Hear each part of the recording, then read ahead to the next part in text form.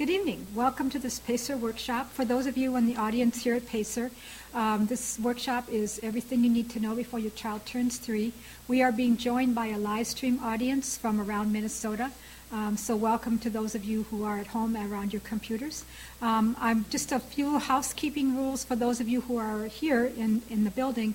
Restrooms are out that door and to your right at the end of the hall. We ask that you put your cell phones, particularly tonight, on vibrate. If you do need to take a phone call, please leave this room and go to the end of the hallway to take your call, because otherwise these hallways will echo. For those of you who are doing live stream, if you could mute your phones as well. And you, of course, know where your restrooms are, so I don't need to give you information about that. I'm going to quickly go through the folders for those of you who are here. On the right-hand side of your folders are some information that's particularly important to us here at PACER. You'll see some copies of some pamphlets about our programs here at PACER.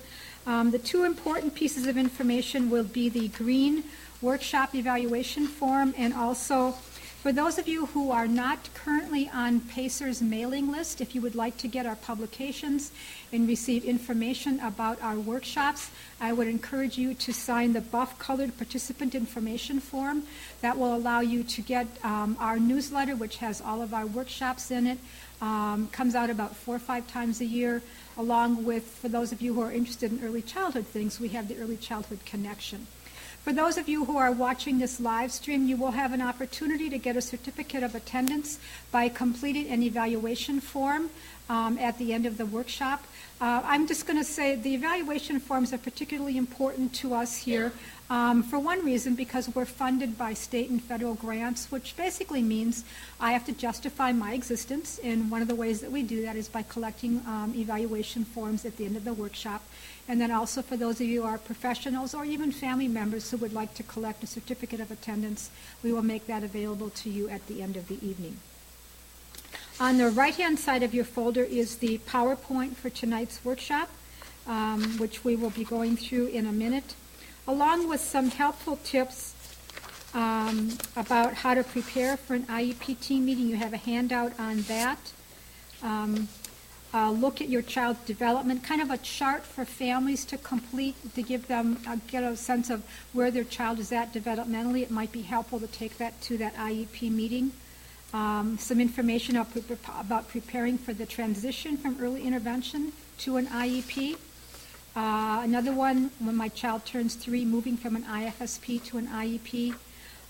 What's the difference between an IFSP and an IEP, because there are some real big differences, and we'll talk a little bit about that tonight. How to communicate with early childhood professionals, and then last but not least, some information about Help Me Grow, which is the referral source for families in Minnesota if they have concerns about their child's development. For those of you who are watching this live stream, you received links to both the PowerPoint as well as all of the handouts that we're going to be using. And I believe you also have a link to the publication, Parents Guide to the IEP in Minnesota. If you would like to receive a hard copy of that publication, all you need to do is contact PACER, and we'll be happy to send that out to you. Those of you who are in the audience, you already have the hard copy of that. So that takes care of your workshop packets. Now just a little bit of information about what we're going to cover in this workshop tonight. We're going to talk about the difference between Part C and Part B, and as we go through that workshop, you'll find out why it's important to understand that there are differences in criteria. We're going to learn about that transition process from early intervention or Part C programs into Part B preschool. The difference between the term natural environments and the term least restrictive environment. We're going to talk a little bit about how to write some measurable goals for your child's IEP, about families' rights within this process, and finally about ways to resolve differences. Quite frankly, that when the federal law was written, it was assumed that families and school district would not always agree on everything. And so the law provides for ways to handle those disputes and come to agreement. There's also actually a copy of dispute resolution processes in your workshop folder as well. So tonight we're talking about that transition from Part C, or early intervention services, to Part B. So what is a transition? What do we mean by that term? A successful transition is a series of well-planned steps to facilitate the movement of the child and the family into another setting. That's from a publication that Mary Beth Bruder wrote in 2010. So we're really talking about what are those steps that will make this a smooth transition for both you as parents and your child moving into a new setting. And sometimes I think it's a transition for the providers who have been working with you and now have to sort of let go and have your child move on to a different array of services. Early intervention professionals and the school folks will work together with you as parents to help plan for that professional. And it's important to understand that the services may or may not look the same in early childhood preschool as they do in early intervention services. And then also the fact, because there is a difference in criteria, not all children who were eligible for early intervention services will be eligible for Part B preschool special ed services. And we're going to talk a little bit, too, about the differences between early intervention and location and where Part B preschool services will be provided. So some of those comparisons between the two programs, and just as a little caveat before we get there, all of the information as far as what services your children are entitled to receive and how these services are supposed to work are found in the Individuals with Disabilities Education Act. That is a federal law that governs all of special education services. And when sometimes folks will use the term Part C services, and the reason we will use that term is the part of the law of IDEA, which deals with infants and toddlers, is actually called Part C of the law. And so we sort of developed this shorthand and called early intervention services Part C services. But basically those are the services that are delivered to eligible infants, toddlers, and their families when they qualify under that program. So some comparisons between Part C and then Part B of IDEA is the set of services that govern children ages 3 through 21. And so once you kind of make this transition from early intervention into Part B preschool, the laws and the services pretty much stay the same all the way until your children actually age out if they are still in special education for that length of time. So one of the first differences is you probably, those of you who already have individual family service plans or IFSPs, you know that your child has outcomes on that IFSP, and there may actually be outcomes for you as a family. If there was something that you wanted to learn or some information that you wanted to gain, there could be an outcome for the family on the IFSP. And the focus on those services is really about helping you as family members meet the developmental needs of your child. However, when a child transitions into that Part B or preschool services, the focus really becomes on the child's educational needs, and there would never be family goals on an IEP. As a family member, you have a right to express concerns about what you think your child would need and how his or her disability might impact their education, but you would not find family goals on the IEP. And even the difference in the terms, in IFSPs, we talk about outcomes for the child and family. Once a child is on an IEP, those same types of statements are actually called goals on the IEP. The other big difference, as I sort of alluded to a little bit earlier, is the difference in the age focus. Part C is going to deal with infants and toddlers birth through age 2. Part B then deals with children ages 3 through 21. The other piece is this whole notion of service coordination. For those of you who are on IFSPs, you know that your IFSP contains the name and phone number or contact information for a role of service coordinator. For many families, that service coordinator is also the person who's coming out to your home on a regular basis. So the service coordinator may also be the early childhood special ed teacher, could be an occupational therapist, a physical therapist, a speech-language pathologist. In some school districts, they may actually still have 2 people, so you've got a dedicated service coordinator as well as that provider who comes out and works with your family. And the law provided for that role of service coordination only in infant and toddler services. And I believe the reason behind that is they sort of, when Congress passed the law, they recognized that families who have a child with a disability born to them, or as they learn to recognize that their child has some developmental delays, are already navigating lots of systems, and they're thrown into a world that they really were not planning on being thrown into. And so they established the role of the service coordinator to help the family sort of figure out what all those systems were, navigate within those systems, and then try to understand what resources might be available in the community to help you as you help your child to develop and learn. And then they assumed that once the child turned 3 and moved into a school setting, that role would no longer be necessary.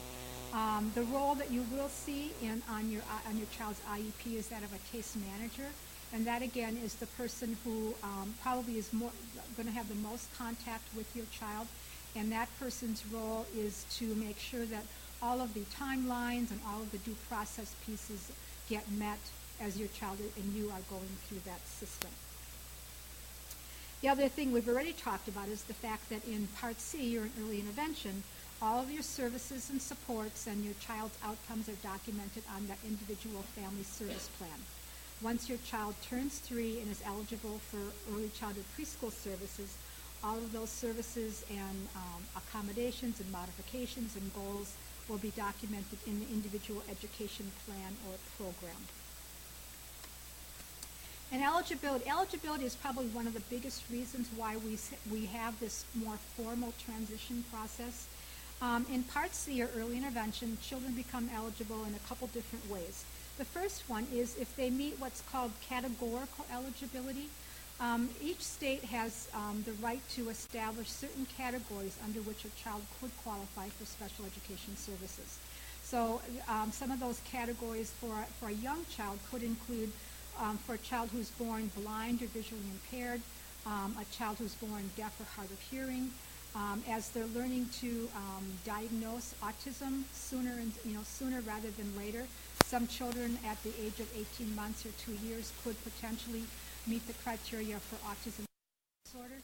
However, the bulk of the children that we see coming into being served under early intervention are served under the category of developmental delay. And in order to meet that criteria, a child can do it one of two ways. If they have a diagnosed physical or mental condition or disorder that research has shown has a likelihood of that child resulting in developmental delays, if that child does not get any early intervention services, then by the nature of that diagnosis, that child would automatically qualify for early intervention services. So some more common examples of that would be a child who's born with Down syndrome, a child born with cleft lip and palate, many of the congenital illnesses that genetic kinds of things that we're recognizing now. So those children, by nature of that disability, would automatically qualify for services. Then the third one would be a child who has a developmental delay in one area of development. That child would qualify under the category of developmental delay.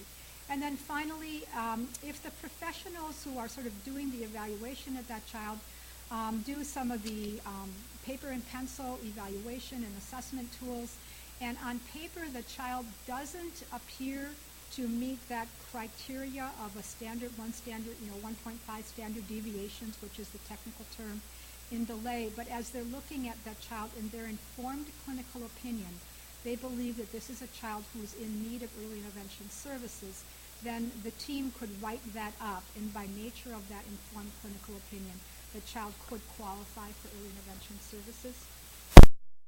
Here's where it gets tricky then. Under Part B, you earn that once a child turns 3, in order to qualify for services, number one, they could still do so under that categorical eligibility, which now more likely could be a child who has a medical diagnosis of autism might qualify under the category of ASD. Or again, that diagnosed condition or disorder that's known to hinder. But now it gets a little tougher because they have to exhibit a delay in 2 areas rather than just one. And in addition to that, so they have the diagnosed condition or disorder, or they have a delay in 2 areas, but they also have to demonstrate some type of education for that service, and so that's part of why it becomes a little harder to qualify at age 3. And all of that qualification and assessment that's done, we'll talk about that a little bit later as part of that transition process. So, and then where services are delivered, a little, again, differences between the two plans. In early intervention, services have to be delivered in what's called natural environments. And so we look at natural environments. Where would an infant and toddler typically be hanging out during the day? So if any of you, those of you who have infants and toddlers, where are they spending their time? At home? Where else might they be? If you're working full-time? Childcare, okay. Some children might be in early Head Start. Some families may have enrolled in early childhood family ed, which is a program run through the school districts. And so those are the same types of places then where early intervention services are going to be delivered. So how many of you have your early intervention people coming into your home? Okay. Any in daycare, any going into childcare? Okay, so you're getting in both places. You know what, just to give me a sense of who's here, how many of you are parents? 2 parents. And then early childhood special ed professionals, early childhood regular ed professionals, okay, and then you too, okay, all right. So that helps me. So I know now when I'm talking to parents, who I'm going to be focusing on. Not that the rest of you aren't as important as well, but when I'm looking for answers, I know where to expect an answer from. So we use the term natural environments. Once a child qualifies for services at age 3, from 3 through 21 now, we use the term least restrictive environment. And in many ways, they mean similar things. Again, with least restrictive, we're talking about where would a child be educated if they did not have a disability. And generally, we look at what school they would attend. Now, in Minnesota, because we don't have universal preschool, it becomes a little bit trickier to figure out where would that setting be. So at a minimum, we look at giving that young child, 3 to 5-year-old, opportunities to spend time with typically developing peers. So again, we could look to child care settings, we could look to community preschool programs. Once a child turns 4, we could look to the school district learning readiness programs or school readiness programs. A child who's enrolled in Head Start could receive their services in Head Start. So again, we're looking again at those opportunities to spend time with typical peers, because children learn from their peers. Their peers act as role models for them. So a child who's slightly delayed in their development, hearing the language of typically developing peers, watching them move around in their environment, helps those children with developmental delays to sort of see what are those next steps and kind of aspire to those next steps. So that's exactly what this setting talks about, services in natural environments. So basically, places where children live, learn, and play, wherever that might be in the community. And then this is a quote from Larry Edelman, who has done a lot of writing on the whole concept of natural environments. And the whole notion of delivering services where children would normally be in the context of their family is to provide those natural learning opportunities for children within their daily routines and activities. Infants and toddlers do not learn by sitting at a desk and doing some type of paper, pencil, flashcard. That's not how they learn. Infants and toddlers, and in fact, oftentimes still 3 to 5-year-olds, learn best in the context of play. In order to keep a child engaged, if you want to teach that child something, using an interest that that child already has is going to keep that child engaged longer. So looking at what goes on in the course of that child's everyday life that will provide an opportunity to teach that child maybe a little bit different way to do something that will enhance their development. And then here's the legal wording for least restrictive. To the maximum extent appropriate, children with disabilities, including children in public or private institutions or other care facilities, are educated with children who are not disabled. And that child with a disability would only be removed from that typical classroom setting if, even with adding in supplementary aids and services and supports, that child still cannot be successful. So again, the law is recognizing that for some children, depending on what their disability or developmental delay might be about, sometimes those children will need that small one-on-one instruction, perhaps in a quiet place to allow them to really focus and concentrate. But we don't want that child spending all of their time in that very segregated setting. We want that child to have opportunities to spend with typically developing peers because of that whole notion of role models.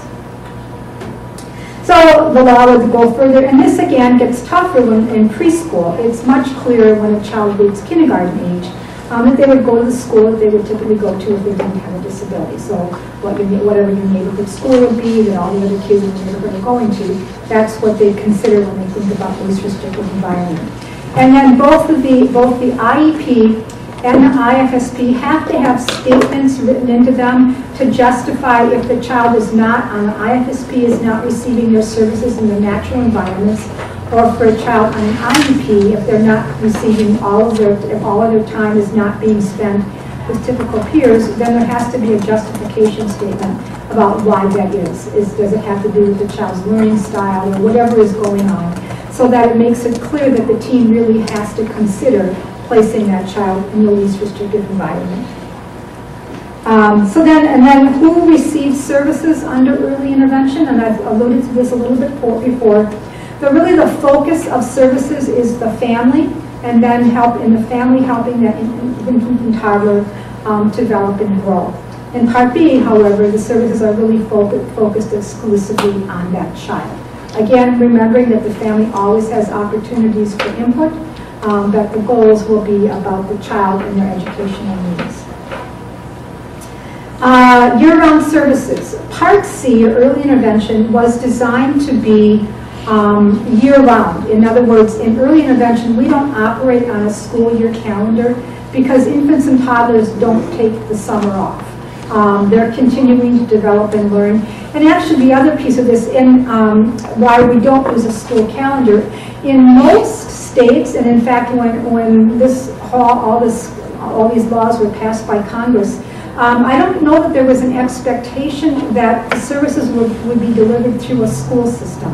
Minnesota is one of only a handful of states where the Department of Education is the lead agency for early intervention services. In most other states, the lead agency might be the Department of Health, the Department of Human Services, the Department of Developmental Disabilities, wherever it would be. And of course, those types of departments don't operate on a school calendar. So there was never the assumption that early intervention services would run according to the school calendar. So services have to be delivered on a year-round basis. Now, the way that some school districts deal with that is they do what are called stretch calendars. And so their staff may take 2 weeks off here, 2 weeks off there during the course of the year to avoid that 10-week gap in services for an infant and toddler, which could really seriously impact that infant and toddler as they're growing and developing rapidly. But the little 2-week break usually is not going to make a significant difference in that child's development. Now in Part B, when we talk about any kinds of services in the summer, the term is not summer school, as you might think, because it's services in the summer, but it's actually called extended school year services. And for every child on an IEP, that IEP team has to have a discussion about whether this is a child who requires extended school year services. And the law contains a number of items that the team has to consider. And usually it's a child who is not making progress on the IEP goals, or for a child a little bit older child who is not demonstrating self-sufficiency in many areas, where the child really needs to have that continue their programming during the summer. And then this IEP team looks at what goals would be worked on during that extended school year period, when those services would be delivered and where they would be delivered. So again, the difference in concept between year-round for infants and toddlers and just going on a school year calendar once a child turns 3. So now we're going to talk about, those are some of the comparisons between the two programs, so you get a sense of the difference and why we even talk about transition and really the big change that occurs. When the law, again, the same law, IDEA, Individuals with Disabilities Education Act, was written, they put in several requirements for states regarding transition. So we're going to talk a little bit about some of those requirements. So first of all, the state has to ensure that whatever processes they've set in place, it will ensure a smooth transition, either from early intervention services to Part B preschool services, or for a child who's not eligible into something else in the community that the family might decide that they want to access. The family has to be included in all aspects of that transition planning, again honoring the fact that in that Part C world of early intervention, the family really is, services are to be family-centered, and the family really is the driver of those services. So families have to be involved in all aspects of that transition planning. And then it's the role of the service coordinator to sort of facilitate that transition and make sure that all of the activities that have to be completed prior to the child's third birthday are taken care of in a timely manner. So the service coordinator facilitates the transition, families are involved. There may need to be a discussion whether or not the team decides whether they need further evaluations to determine whether or not this child is going to be eligible for those preschool services. And then, of course, that evaluation and information from the IFSP, those progress notes that are kept on a weekly basis will help determine that eligibility. And then part of that transition would also be reviewing the child's program options so that the family understands what might be available for that child when they turn 3. So for a child who may be eligible, in other words, maybe they're not 100% sure one way or the other, but there's a likelihood that the child might be eligible, they have to convene what's called a transition conference with the family, the local education agency, and then possibly they may want to consider inviting a START program or a school readiness program or something out in the community. Now again, because as I said earlier, Minnesota is very different in that we have education is the lead agency. In some states, that would mean that the Department of Health or the Department of Human Services or whatever local contracting agency is working with that child and family, they would have to make sure to contact the education agency and let them know that they have a child who is turning 3. In Minnesota, that's really just education, talking to education. And so the school districts know who those kids are whose third birthdays are coming up. So that communication is not a real big deal in Minnesota because it happens pretty easily. So they have a conference, and that conference has to be held not less than 90 days before the child's third birthday. It can be held up until 9 months before, but the latest that it can be held is 90 days. To discuss the services the child might be eligible to receive. So that 90 days is real key there. Can I ask you a question on that? Sure, go ahead. My son turns 3 December 29th, and our IEP conference is December 6th. Okay. So is it outside of that 90 days? Have you? The question is, her son turns 3 in December 29th, and they've got a meeting scheduled for December 9th, and she's wondering if that meeting is now being held too late. So the first question I'm going to ask is, at any of your regular IFSP visits, has your provider talked with you about this whole concept of transition? Mm-hmm. Okay, so, and we'll see it a little bit later. I think on one of my slides it says that transition conference can actually be held at one of the regular IFSP meetings, and that it may be that meeting that you have December 9th could be to talk about what services are going to look like when he turns 3. But certainly, and one of the reasons why this whole 90 days comes into play, and I might be going ahead, but we'll talk about it now, is that they want that IEP. So first of all, if a child may need to be evaluated, the evaluation has to be complete, eligibility determined, the IEP written, with enough time that if the family were to disagree with the IEP, that they would have time to go through that whole dispute resolution process and still come up with an IEP that the family can agree to by the child's third birthday. So that's why we talk about, at a minimum, that 3-month window of time in order to allow for all of that to happen. Now, there can be other meetings leading up to that, and that might be that meeting that you're having on December 9th. But it makes me feel better hearing you say that you have been talking about transition at some of your IFSP meetings, and that it is totally appropriate as well. So then this, for a child who may not be eligible, it's also important that the family knows that there are other resources in the community beyond early childhood special ed. Again, maybe if the child would be income eligible, the family might want to enroll the child in a Head Start program. Maybe the family has already determined that all their other kids went to Little Susie's preschool program, and so that's where their child is going to go for some time. but being able to talk about what are those opportunities, including if the family has not yet enrolled in early childhood family ed, that could be another opportunity for the family to learn about. So, the requirements for all children, again, that IEP in place by the child's 3rd birthday. There has to be a case manager that would be named, and that person's name would be found on that IEP. And then all Part C services have to end on the child's 3rd birthday. That's, again, why the whole timetable for transition, because, again, that section of the law is really only about infants and toddlers, and all those services stop on the child's 3rd birthday. So, again, review the child's program options.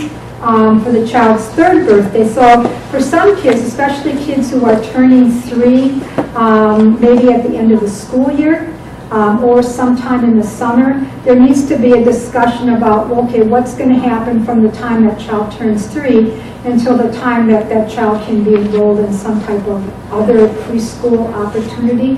And so discuss some of those options. For some children, that notion that I talked about earlier about that extended school year, so for a child who's turning 3 the end of May, the team may agree that based on the goals on the IEP and what the child's present level of performance and needs are at this point in time, that's a child who's going to need extended school year services. And so there might be some services provided through the school district during that summer until the child is enrolled in a classroom setting in September when all the kids come back to school. But again, it's very clear that in no cases would those services beyond the age of 3 be early intervention services. And again, make sure that there is that transition plan established that talks about what might happen, or if the child's not going to be eligible, steps that we would take to exit the program. So, as part of that IFSP, that's where they can include those steps and begin talking about transition. What steps would need to be taken for a child who's going to be going into preschool services, especially preschool, what that would look like, or for a child who's going into services in that community. Or maybe the families just say, you know, I've got a pretty good child care program. My child doesn't need preschool because of the curriculum of the child care program, so my child will just, can be served in child care, and they will continue to work on his or her development. So some of those transition steps that need to be happening, and this is what might be happening all along with your IFSP team, discussions with parents regarding what other options might be available when that child turns 3, and then what are the procedures that are going to have to take place to help both the child and the family adjust to that new setting. Welcome. Feel free to grab a seat. There is a folder in the back with all of the handouts for tonight, and then we'll worry about getting you registered at the end of this evening. So just come on in and join us and get caught up. So what are those procedures that will help prepare that child for that transition at age 3? So the requirement in the law then is that the IFSP has to contain steps to determine and document that eligibility for special education. So some ways of documenting that is there could be an outcome actually written into the IFSP on what's going to happen to help that child get ready and the family get ready for transition. Or a lot of school districts use a transition plan, which is kind of almost a separate document, and then they can just attach that to the IFSP. So either way would meet the requirements of the law to have some documentation about what that transition process and what those steps are going to be to help that child transition. So from a parent standpoint, and actually even that early intervention team working with that family, let's see, we're on slide 31, which is probably about page 7 or 8 in your handout. I think that'll help you find that. So some things to think about for a family as they're getting ready for those early interventions, moving into those preschool services. Transportation is going to be a big one, because for the first time the family may actually be asked to consider placing their child on a school bus. And for some families that could be a very startling thought. I can tell you when my daughter was 2, she had been receiving all of her services in our home. Just like many of you do. But by that point in time, they felt that they'd sort of exhausted all that they could do for her in a home setting, and they really wanted to consider a classroom setting for her. And I said, okay, I'll go look at some things. And at that point in time, she wasn't walking, so they had one building in our school district that was what they considered barrier-free, so that she could, get in and out in a wagon or a stroller or whatever it would need to be. And then they said, oh, by the way, the school bus will come and pick her up. Now, I had this little, 2-year-old who's still not walking, who I'm kind of carrying everywhere, and they're saying they're gonna send her on a school bus, and I couldn't fathom how this could possibly work. And so that first day, and it was the big yellow school bus, and it came up in front of our house, and I, walked her out, and first walked her car seat out, and then I carried her out, and the bus aide came down and took her from me and put her on the car seat. And I'm going, how can they possibly handle this at school? They've got all these kids that they're going to be dealing with, and I just couldn't even imagine that this was going to work. So guess what I did? You followed. Got in my car and followed the school bus. And lo and behold, I pulled up behind the school bus, and they had this great system. Here were all the aides in the classroom and the teachers, and everybody was lined up with wagons or whatever the kids needed in order to get them from the bus into the classroom. And because it was barrier-free, they could just wheel them in, and away she went. And it was far more traumatic for me as a mom than it ever was for her. And of course, my neighbors who had 2 little boys were now extremely jealous of my daughter, who was getting to go on that big yellow school bus, because they thought that was pretty cool. So transportation is one thing that families need to think about. And then thinking about the communication needs of your child. If you have a child who is might be not have a lot of words yet, nonverbal, maybe you've started using some signs with them. Maybe you've already started doing a little kind of a picture exchange system. Technology is just blooming wildly nowadays. There are actually some 2.5, 3-year-olds that are using iPads and iPods to do some communication. So, but you want to have that discussion with the team to make sure that whatever mode of communication seems to be working for your child at this point in time is able to go into that preschool program with them. And then finally, what are some things that are going to be important to help your child transition successfully? So those are all some of the things that we're going to be talking about during this workshop tonight. So again, we talked about, I mentioned this before, why we have this wide window of transition planning. And again, it's to make sure that there's enough time to get all of those steps in evaluation and assessment and eligibility and goal writing and dispute and everything else all in place before the child turns 3. So the third birthday is a big, kind of a big focus of this whole presentation tonight. So then why, you remember I showed you before the difference in the eligibility between Part C, early intervention, and Part B, and one of the big pieces being the difference between one area of development and now having to have 2 areas of development, in addition for that need to demonstrate educational need.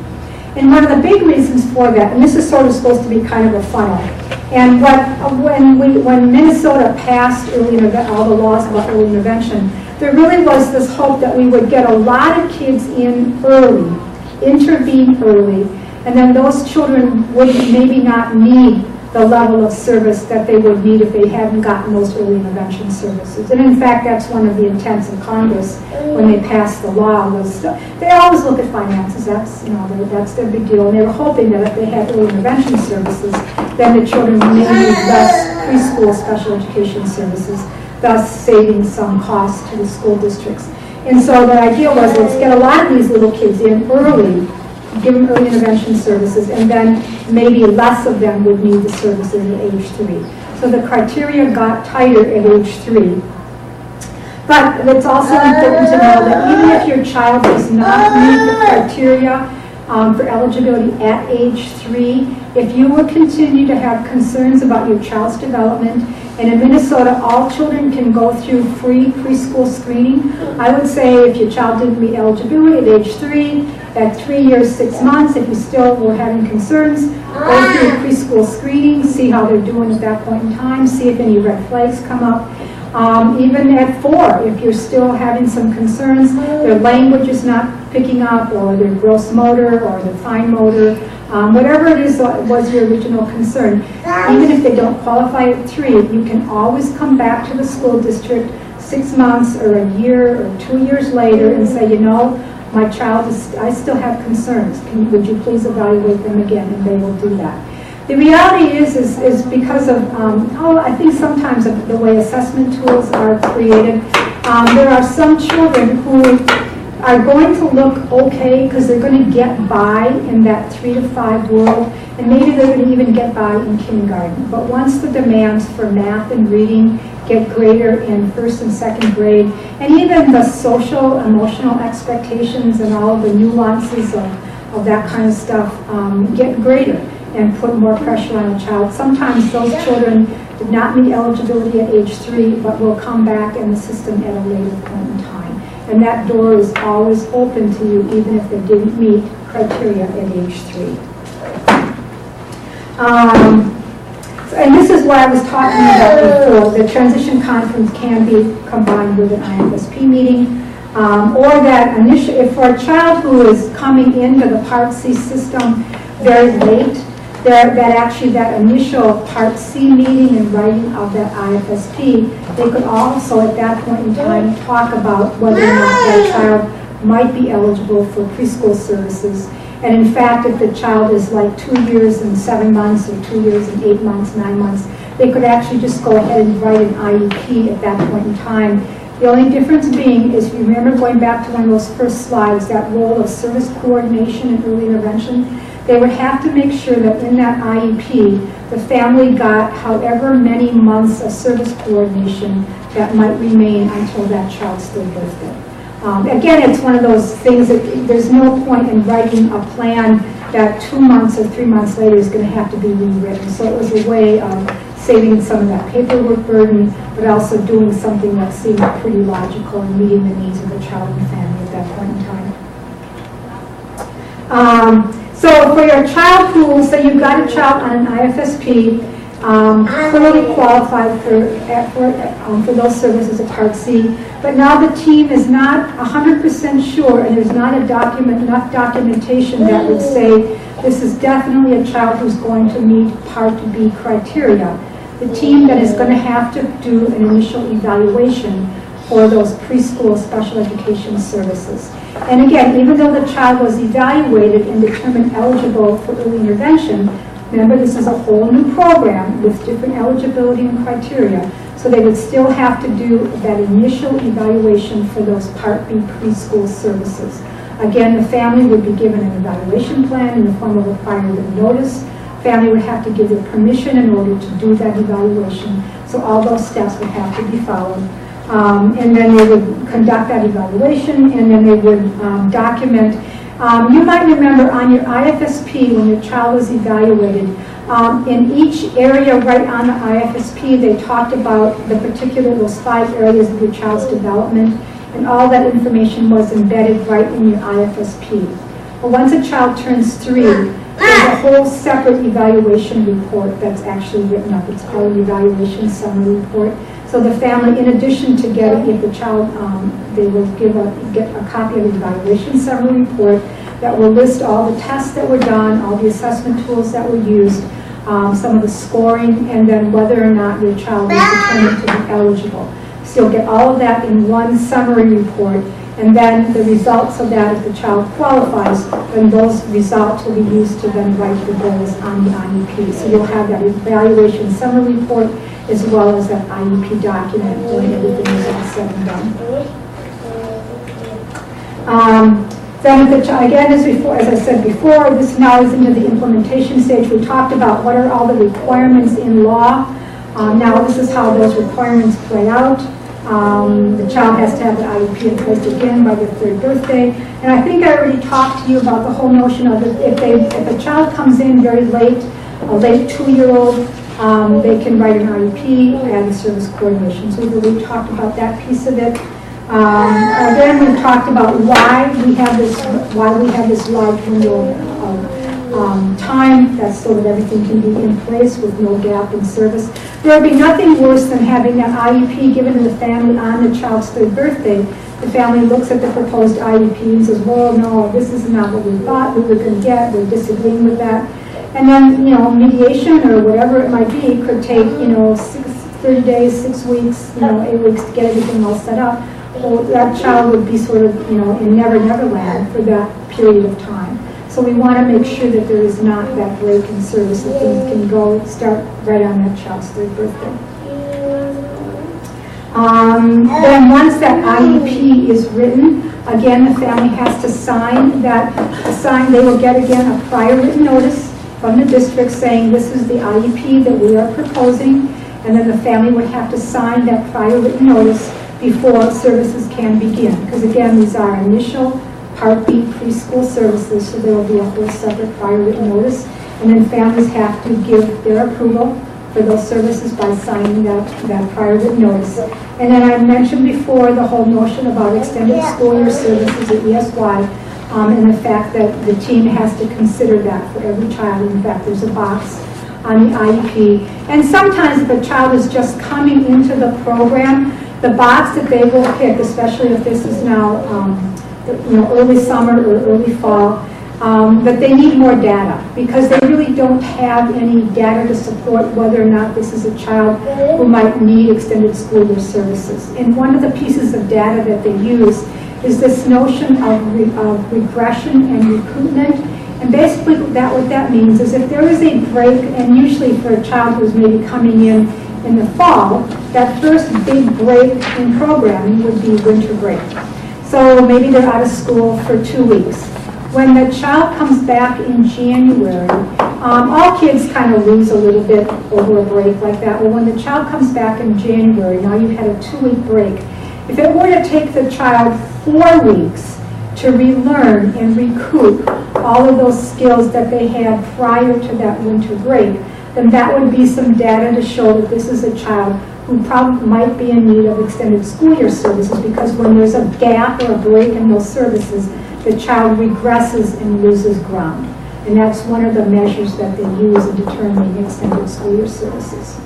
So it would be important. So the box might be checked, more data needed, and they'll keep track of some breaks in service over the school year and see what happens when the child comes back after that break.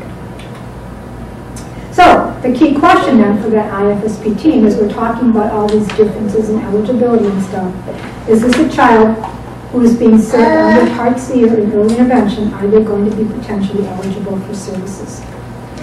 If they're pretty sure, then they make sure that the parents have signed all the paperwork that's going to be necessary to have everything in place by the child's 3rd birthday. Review the child's status. Now some kids, because the team may have, maybe some of the information that they garnered was 6 months ago, they're going to review again those progress notes on the IFSP and make sure that they still have all the information that they need to make a determination that this is a child who's still eligible for services. If they're pretty sure that the child might be potentially eligible but no evaluation is done, again, they're going to go back to that evaluation plan, getting the parents' permission, and then going ahead and doing that evaluation. Then, as part of, once the child is determined to be eligible, they've done all those evaluations, they've written everything up, and yes, this is a child who meets the criteria for special ed preschool services. Part of the thing that they have to look at, going back to what I told you earlier about that term, least restrictive environment, is how they're going to provide supports and services in some type of regular preschool program, if that's what they're when they're working with that child, considering inclusive environments for that child. Then the IEP team, when the law created the early intervention services, they intentionally kept that IFSP team membership very small, so the family was not having to interact with a whole boatload of professionals. Because let's face it, for us as families, that can be a little intimidating.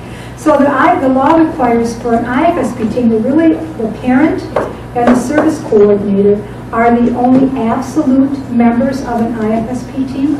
The school district, other people can come, if the service coordinator, and there's going to be another provider who's going to be working with the family quite regularly, that person would be part of the IFSP team. If the family wanted to bring a relative or a good friend or somebody else to the IFSP meeting, they're certainly free to do that. You have that ability to do that. The IEP team, though, gets a little bit bigger just by the way that the law is written. But first and foremost, parent of a child with a disability, so as parents, you're absolutely a member of that team. Then there has to be, the law says, now remember, this is the law written for 3 all the way through 21-year-olds. So the law talks about there having to be a special ed teacher and a general ed teacher. Now in preschool or in early childhood special ed in Minnesota, our early childhood special ed teachers are what are called dual licensed. And so they are licensed, they meet the requirements as a general ed teacher as well as a special ed teacher. So they can actually be wearing both hats at that IEP meeting. However, if the child is in a preschool, a community preschool program, or a school readiness program or something like that, and there is a general ed teacher working with them that would like to come to those IEP meetings, you can have 2 teachers there. One of the reasons for having that gen ed teacher there is if you think about going back to what is the purpose of special education, it's to allow a child to be successful in the school environment and to make progress in whatever grade level curriculum they're in. Well, you need that general ed teacher at the table then to talk about, okay, what do we expect of kindergartners or first graders or second graders, and go through that curriculum. And then the special ed teacher's job is to explain and kind of determine, well, based on what we know about the child's disability, this is where the child is going to maybe need some modifications and accommodations and maybe some, changing the curriculum a little bit, whatever it might be. That's why you have both that general ed and regular ed teacher at that table to help you do that. Then there has to be another person called a district rep or administrative designee. That's basically the person who can sign the check, who can commit resources. And you want that person at the table to be part of the discussions about what it is this child's strengths and needs, what services the team thinks the child is going to need, and where they're thinking would be the best place to provide those services. You want somebody with the paycheck or with the checkbook at that table too, so that they're hearing that discussion and understand why those decisions are being made. Makes much more sense than that IEP team having to go back to the district office and try to recount everything that was discussed and try to then make a case for why they designed the services the way that they did. So there has to be that administrative designee at that IEP meeting. If this is the first meeting where an evaluation has been done, somebody who can interpret the results of that evaluation. Oftentimes it may be the school psychologist or other folks who were involved. For children who are on the autism spectrum, the autism specialist may be at that meeting to help explain some of that information. But it just helps clarify how the evaluation was done and what the results were. And then again, others at the discretion of either the school district or the family. Families are always welcome to bring support to an IEPT meeting. That's what you want to do to make it easier. Sometimes it's nice to have an extra set of ears. As family, we tend to get more emotionally involved in what's going on, during that planning time. And sometimes if our emotions are involved, it's hard for our thinking brain to keep track of what's going on and what's being said. So sometimes it is nice to have that extra person there who can listen for you and maybe take some notes, and then when you leave, you do that debrief about, did you hear what I heard, and that kind of stuff. So you're certainly welcome to bring a family member. Sometimes families, if a child is receiving private therapy elsewhere, maybe private occupational therapy or physical therapy or speech, or for some children who are getting private, other private services, the family could invite one of those people to come to the IEP meeting. Now the issue being is that if the family is invited, the family is going to be on the hook for paying for that person to be there. And sometimes those folks can't bill for that because the way insurance is set up, so it could get costly for the family. So what we sometimes encourage families to do is, well, would they be willing to write a little report?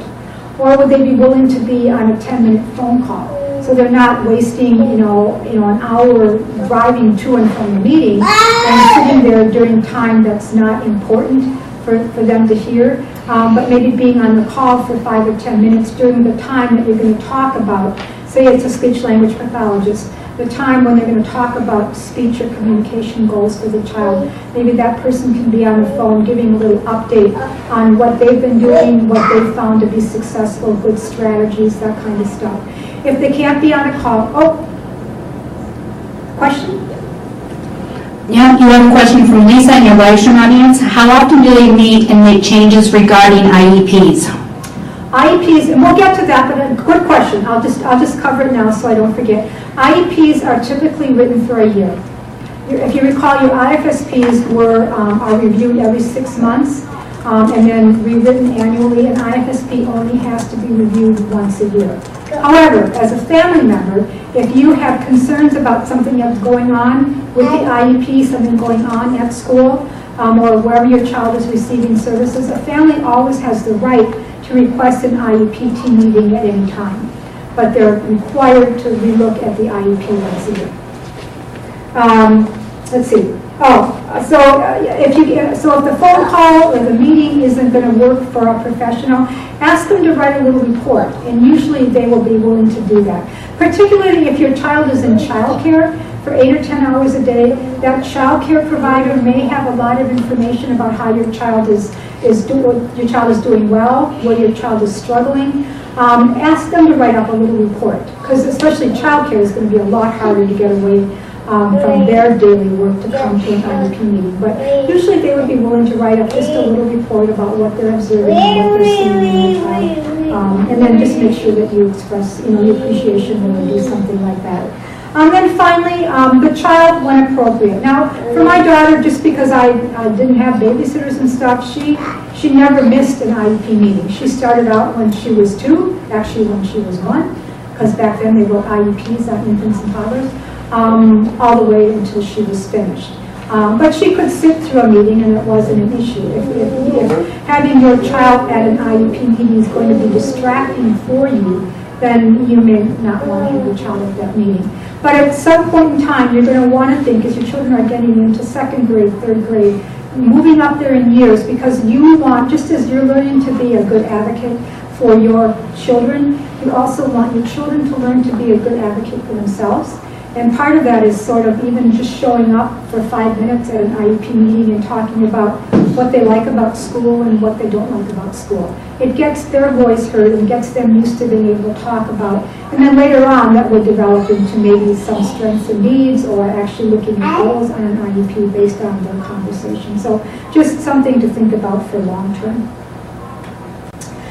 So then IEP, some goals and objectives.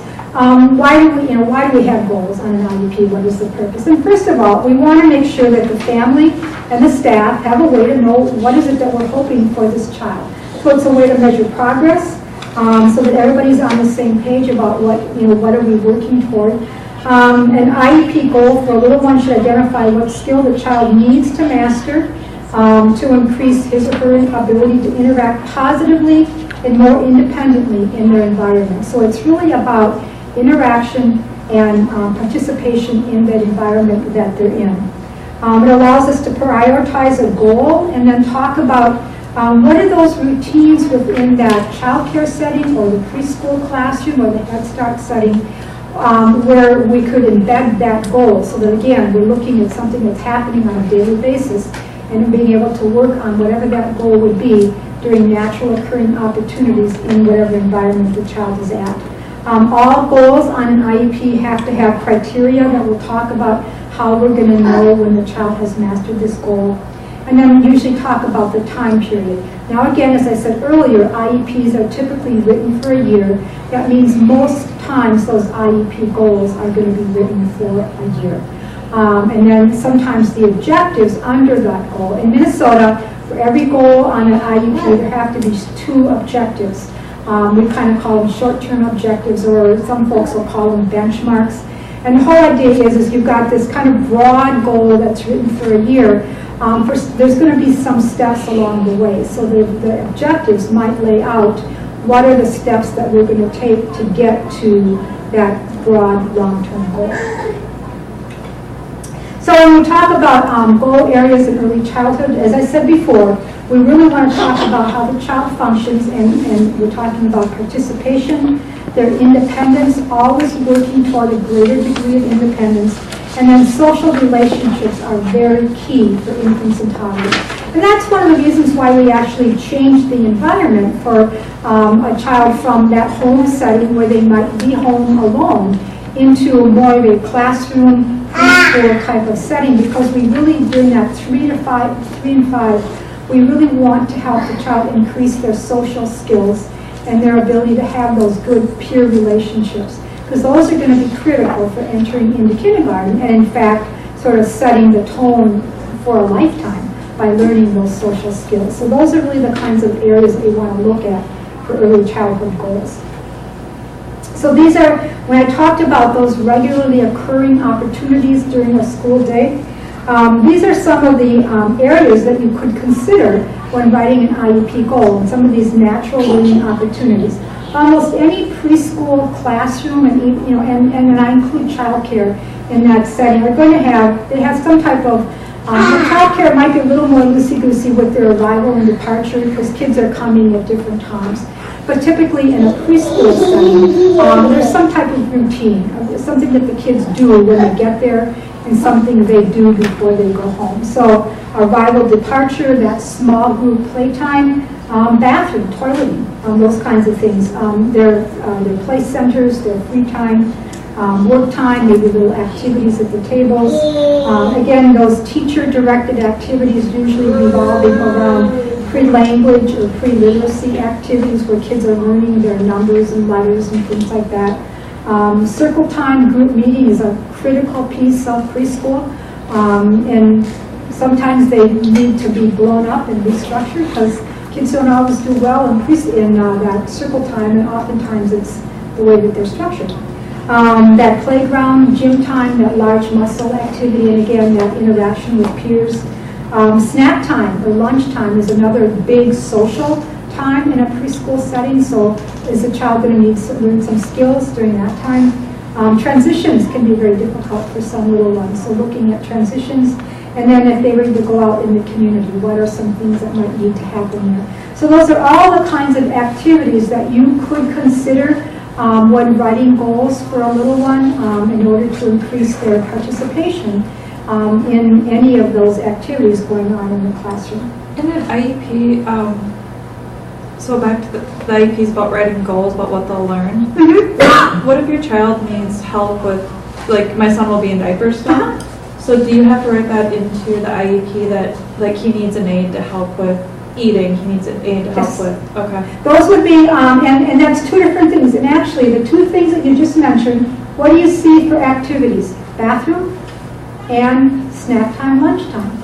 So those would be, it would be totally appropriate to have goals to allow your child maybe more independence in toileting. So how are we going to get your child to a point?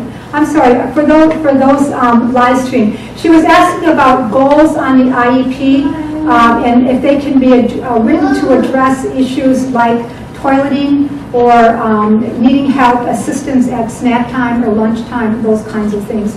And clearly those are two activities that are very critical to any preschool or childcare day and could certainly be on there. And so then maybe the goal would be, if you're on board with it, teaching the child, toileting and getting to a point where they can do that on their own.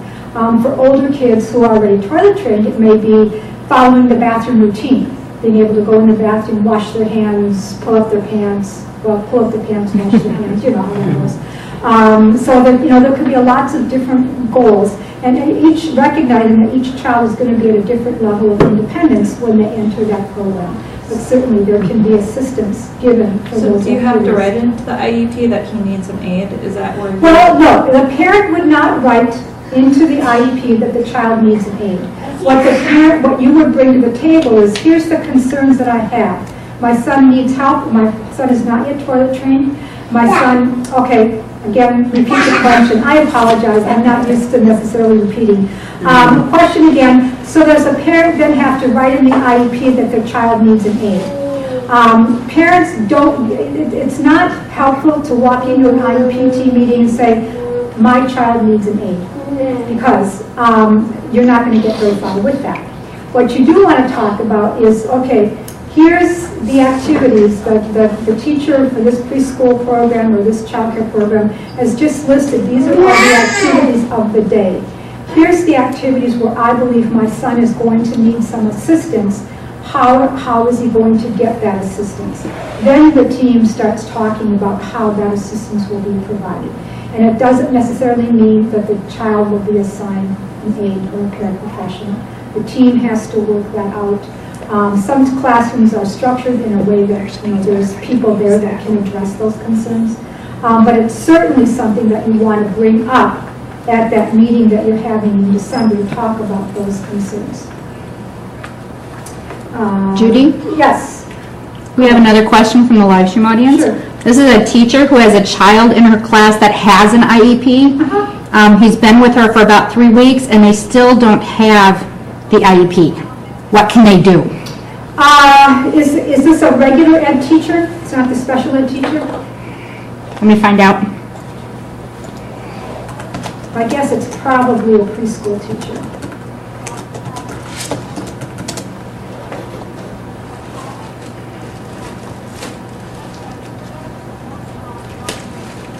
Okay, while you're waiting, here's one of the things I found was the most efficient way to make sure that all of my daughter's teachers had copies of it. Now, when she was in preschool, she was in segregated classrooms, so it was never an issue because they were the people that wrote the IEP. Nowadays, things are much better. But when she got to kindergarten and going forward, at the beginning of every school year, I photocopied her IEP and brought it into the classroom teacher. Because then there was never any issues about the teacher getting to the office or getting to the file to get a copy or whatever. I just handed it to her and knew that she had it. Go ahead. She's a regular ed teacher. All right, so I would say for a regular ed teacher, number one, if you have a right, you could ask the special ed services being delivered in her setting. Again, I should have asked that first.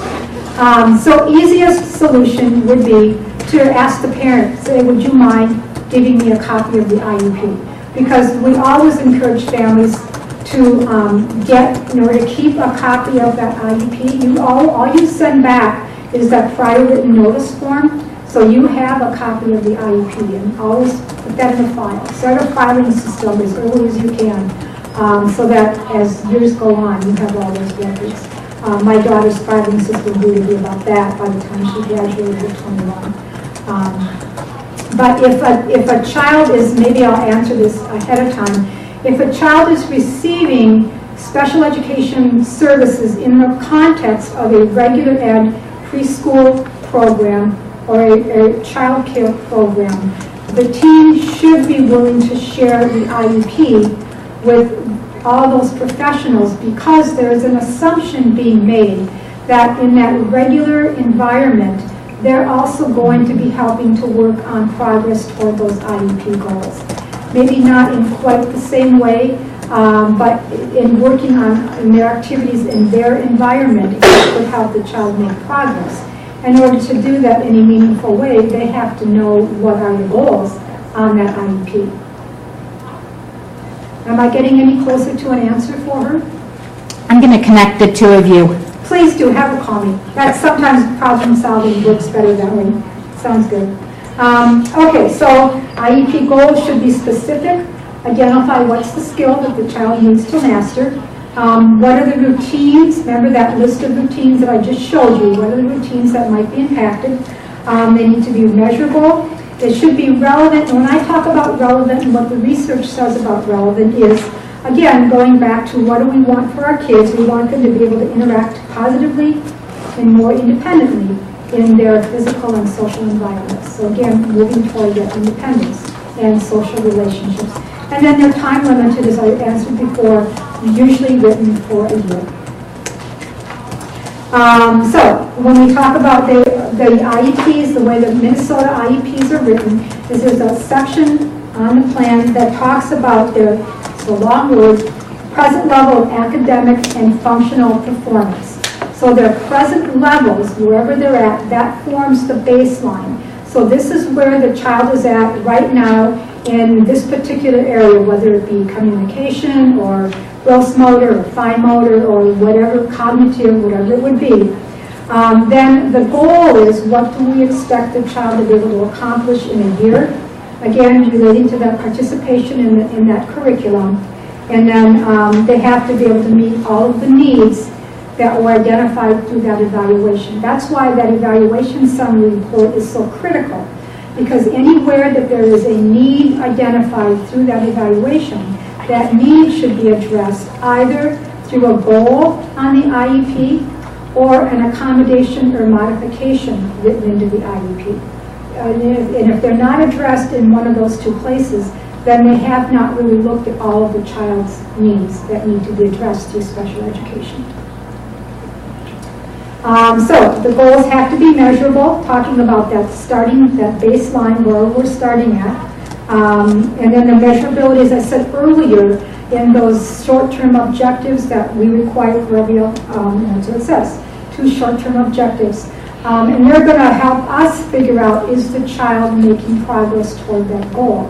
And then it's those short-term objectives that usually during the year when you get progress reports, that's how they're going to be able to determine, is a child, if there's 3 short-term objectives that were each supposed to be done within 3 months, is the child getting closer by meeting those short-term objectives to actually meeting that longer goal that was written into the IEP. So it's a way to measure progress toward that broader goal. So there, again, it's in order to increase opportunities to interact with peers. This is a goal about communication, and it's not complete because it doesn't have the measuring as measured by, but it's a beginning. So in order to increase opportunities to interact with peers, this student is going to increase her expressive language skills at present level from saying 2-word sentences to saying 4 to 5-word sentences.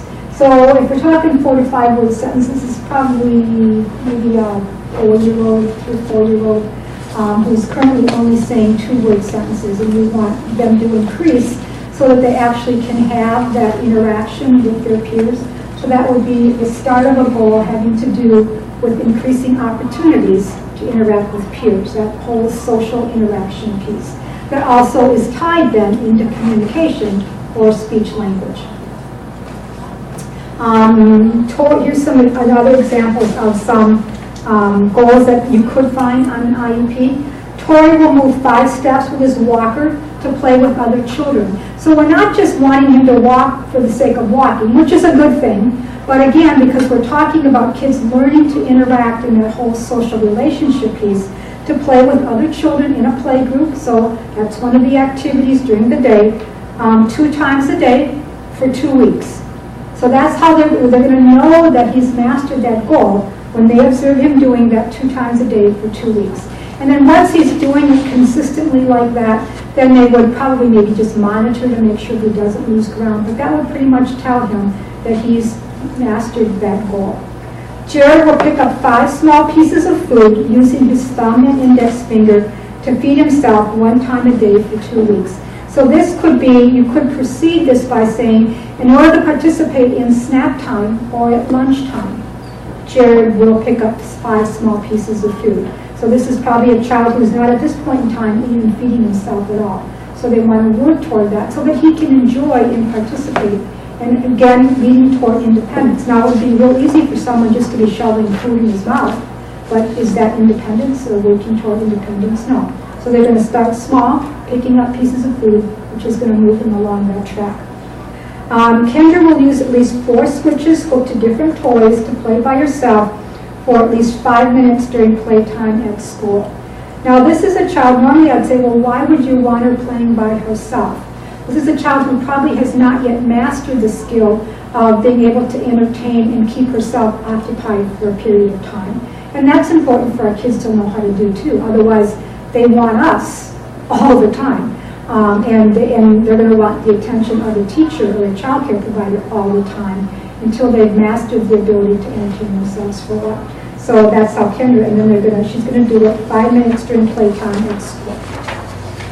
So then that would likely be measured observed by the preschool staff or maybe whoever else would be in the room with her. The same with those other two, because those are happening with other children in a setting. That's going to be measured likely by the staff who are either going to be in the child care or that classroom setting. John will develop large motor skills to enable him to participate in 3-year level gym and ground activities. So they're talking about he's not yet acting the way a typical 3-year-old would be able to do. So they want him to be able to participate in what a 3-year-old would do at home and at preschool during the next year, as observed and reported by teacher and parents. So now, do you see the difference in who's going to be reporting on this? It's not just the teacher. Who else is involved? Parents. And why are the parents involved?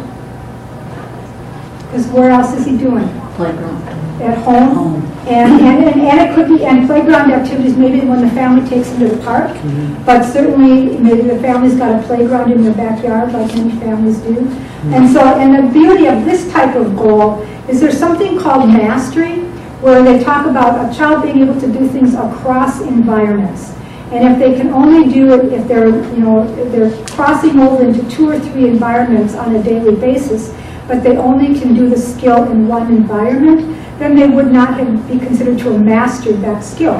So this way, he's doing it both at home, probably really out in the community as well as in the preschool classroom. So it's going to be observed and reported by folks in the classroom as well as his family.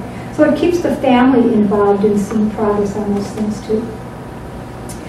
Here's another sample goal. John will improve his concept knowledge and functional play skills in the preschool environment.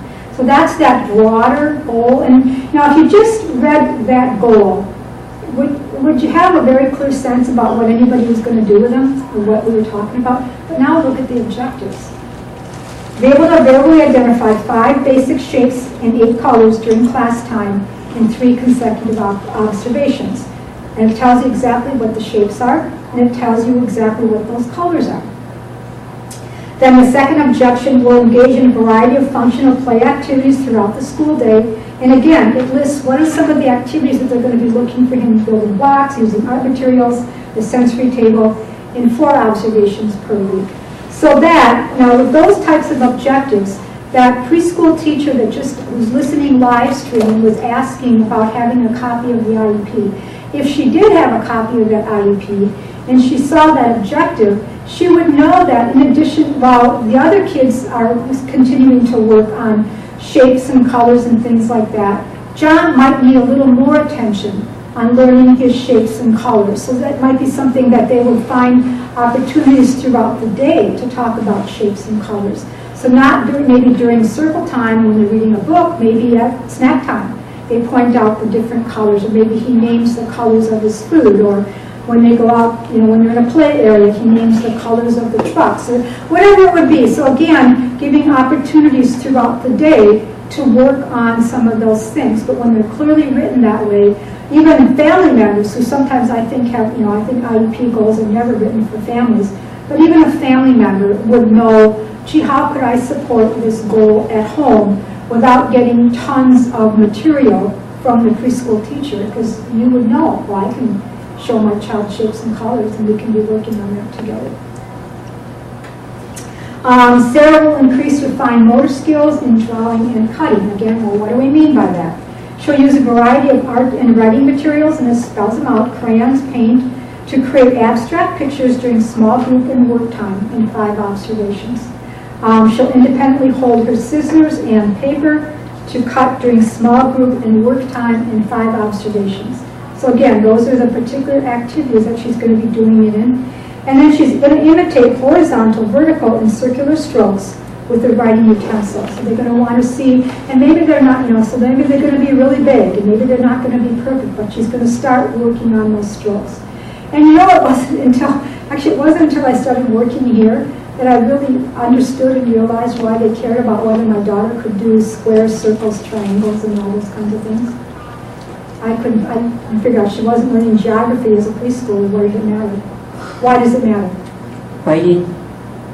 Squares, circles, triangles, those kinds of things are precursors to being able to form. If you think about letters, they're all the precursors to writing letters. So, of course, we want kids eventually to learn how to write their names. Then a lot of things make sense to me at that point. So she's going to be working on some of those things so that she can get to a point where maybe she can write the letters in her name and recognize those kinds of things. And then going back to the functional goal, and this may get at kind of what you were talking about.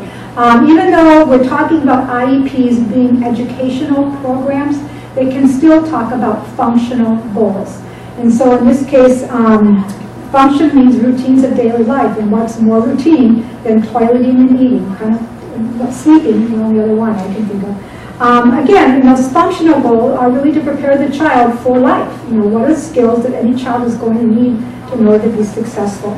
Darcy will participate in snack and dinner time and in restaurants by chewing her food and moving. Now this is very prescriptive. An OT or speech language did this.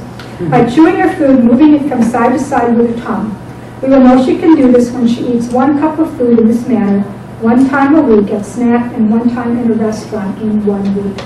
So my guess is this is a family who pretty regularly goes out to dinner. And so they wanted their child to be able to eat in a restaurant so they could enjoy themselves as well. And so this is kind of a joint goal, but it's important for snack time so that she can participate in snack time, as well as being able to participate with the family in their activities. They could just as easily say at home at dinner time. They could have been worded whatever way they wanted. Now, in this particular goal, who do you think is going to be reporting on this? As observed by? Well, do you think the preschool teacher is going to take her out to a restaurant once a week? Okay, so who's going to be taking her to the restaurant? Family. So it would be as measured or reported by family and preschool teacher or classroom teacher, however they wanted to word it. So very functional goal. I'll have to look at one on toileting and add that to this so that just to give people an example. I hadn't thought about that. So those are just some examples of the types of goals that you really should, when the team is proposing goals to you based on the needs that were identified on that IEP. One of the first questions I would ask is, well, can you tell me what are the activities that my child is going to be participating in during the day? And then how can we work on these goals? How can these goals be appropriate to those activities and give them an opportunity to work on the goals during these activities, and sort of they get combined in there, and ask about that. So the IEP, again, very prescriptive. The law is very prescriptive, and the state of Minnesota has a sample IEP. I think you all picked up the IEP guidebook. That IEP guidebook is the sample pages of the form that the Department of Ed created. Now the beauty of living in the land of 10,000 school districts is that every school district contracts with a software firm of their choosing. And so your actual IEP forms may look a little different than those forms look, but all of the essential components still have to be on it, no matter how it's formatted. The essential components that are written in there and that are identified here still have to be in the IEP. And the software companies that are working with the school districts, they're well aware of what has to be in there, and so it's usually not an issue. The issue is that it just looks different. And when a family moves to a different district or from northern to southern Minnesota, their IEPs might look different as well. So there has to be, remember that I talked about that very beginning statement of the present level of academic and functional performance. Those used to be called plaques because it was just educational performance, so we could say present level academic performance, plaques. But then we added the functional, so now we have to say plaques, and it's harder to say, but we get it out.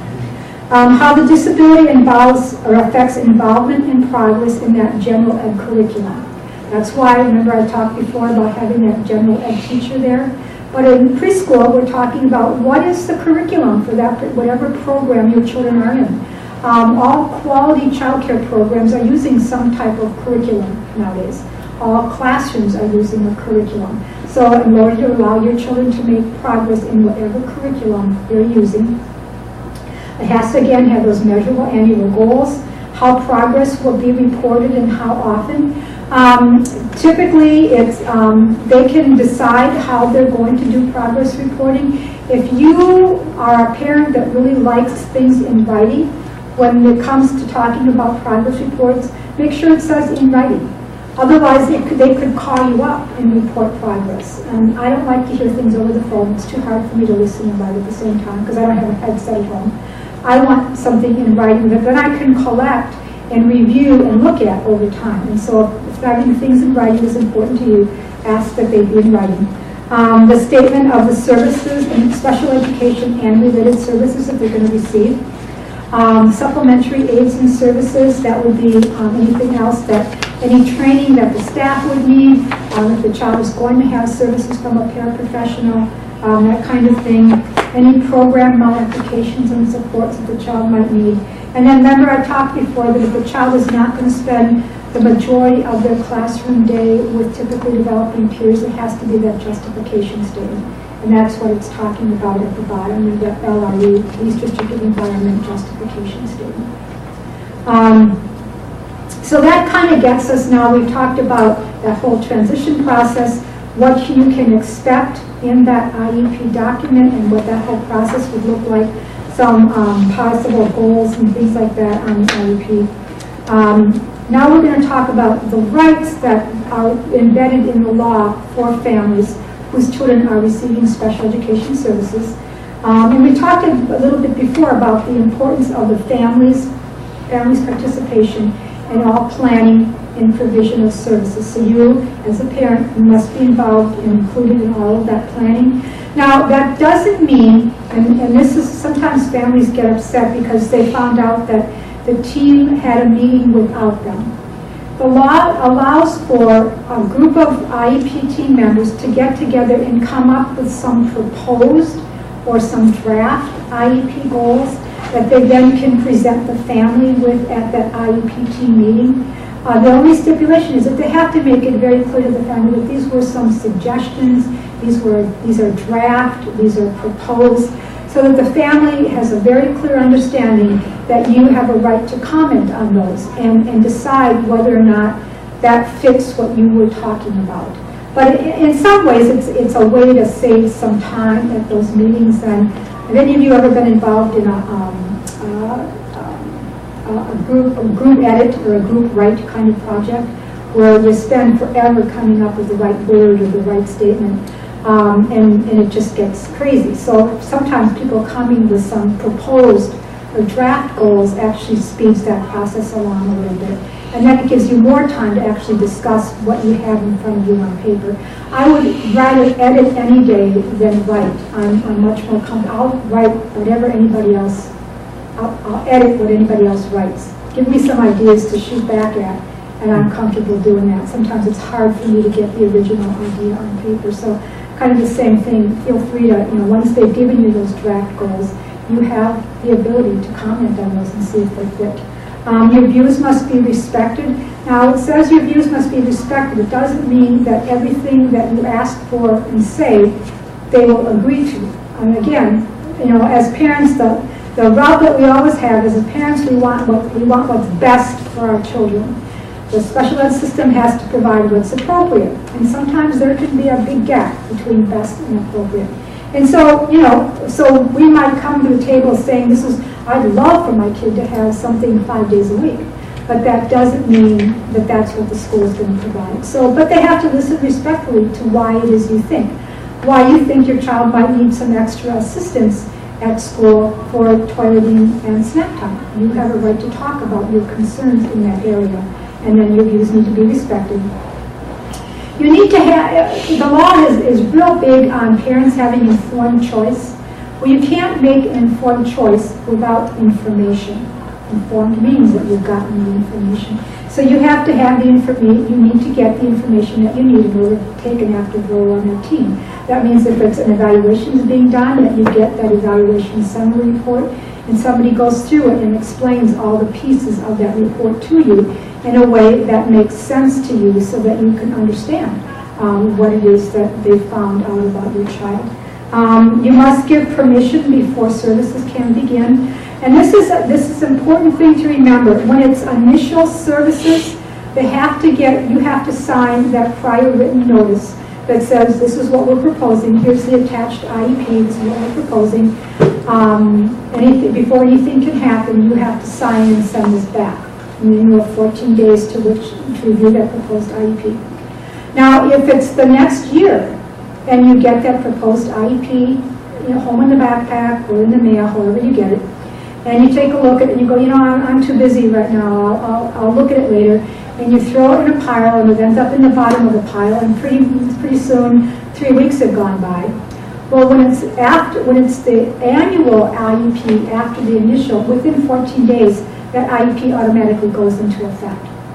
Okay, so you got to remember for those subsequent IEPs, when you get them home, you have to look at that prior, review the IEP, look at that prior written notice, and get it sent back within those 14 calendar days, or it will automatically go into effect. And that might not be a bad thing. It might be, that you were perfectly happy with it, but in the event that there was something on there that you wanted to really have an opportunity to talk about and maybe object to, you want to make sure that you give yourself the time to do that.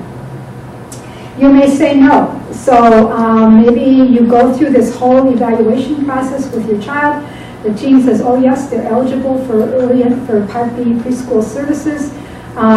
Here's what we're proposing. And you take a look at it, and maybe you had second thoughts, and you go, I think we're just going to give them a year and see what happens. You can say no. You don't have to go ahead with those services. Now, you want to have some pretty good reasons for that, and you want to know that you had kind of a backup plan if your child did need a little bit of a boost. I just got a phone call today, and the child was receiving early childhood preschool services, and the child is on the spectrum, and the family name finally came up on a waiting list at Fraser. So the child is going to be going to Fraser's therapeutic preschool program 4 or 5 days a week. And the family is going, well, now going to preschool, early childhood special ed preschool in the afternoon, and Fraser in the morning, that could be overwhelming for him and for us. What are we going to do? What are we going to do? And she had the right to say to the school district, we're in Fraser right now, we're going to decline special ed preschool services. Now, that works for this year. Now, next year, if it's time for him to be in kindergarten, he's no longer going to be at Fraser, they can come back to the school district and say, we're enrolling our child in kindergarten. We want you to evaluate him to see if he would still qualify for special education services.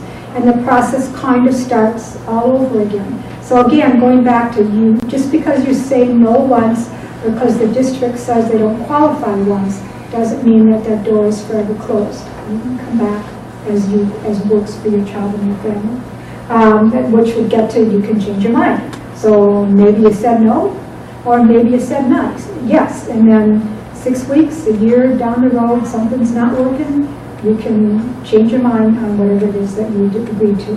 And then finally, you can have help in resolving problems, and that's one of the reasons that we exist. Most of our phone work that we do is talking with families about what they can and can't expect from the school system, and helping them, learn how to work well with that IEP team, and when something is not going well, how they could respond. Kind of like I did with you when I said, you don't walk into an IEP meeting and say, I want an A for my child, because you won't get anywhere. There's different ways, and sometimes we can help you figure out what the language is that you want to use in order to get a little further along the way. Someone must tell you in writing before a service can be changed. Again, going back to that prior written notice, say your child has now been in a program for a year, and they're really making nice progress on let's use speech again, on their speech goals. And so the district is thinking, well, maybe we could cut back. He's been receiving speech 3 times a week. We're thinking he could cut back to 2. Well, they couldn't just send you a new IEP that says, starting this and this date, your child will be receiving speech language services twice a month, or twice a week, I said. What they would have to do is send you a prior written notice saying, because of the progress that your child is making on their speech goals, we are proposing to shorten speech services from 3 times a week to 2 times a week. Then you again have the right to either agree or disagree with what it is they're proposing, and then if you agree, you sign it again and send it back. If you disagree, you can ask for a meeting, and we'll talk about those meetings a little bit later. But nothing can change from as far as your services go without you getting a notice in writing that something is changing and giving you an opportunity to either agree or disagree with that change in service. Again, we talked about being able to disagree with any decision. And then going back to making sure the professionals have a responsibility to make sure that you understand all the things that they're talking about. Explaining that evaluation plan, explaining why they think a certain goal makes sense in light of the information that they got either from the evaluation report, or if it's a subsequent year, the kinds of progress that your child is making on their IEP goals. Sometimes, families will say to me, well, I want to go on my child's preschool IEP about learning his colors or learning how to write his first name. Well, if it's part of the curriculum, then it's not going to be in the IEP, because that's all the kids are going to be learning their colors and shapes. Where it would be in the IEP would be like that little guy that was going to learn his colors and shapes. He's probably a 4-year-old, where we would expect that 3-year-olds would know some of those colors and shapes. So then if they're delayed in their concept knowledge, then it would make sense to have a goal on the IEP. But if it's a goal that all the kids, if it's something that all the kids in the class, it's part of their curriculum, they're all going to be working on, then you would not see that in the IEP as a goal. And it would be the responsibility of the gen ed teacher or the special ed teacher, or the same person wearing 2 hats, to explain to you why that wouldn't be an appropriate IEP goal. So that you're not going home thinking, oh, once again, they didn't listen to me.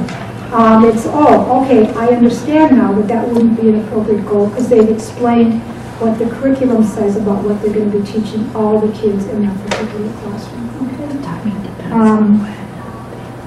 Okay, so I think we've got those.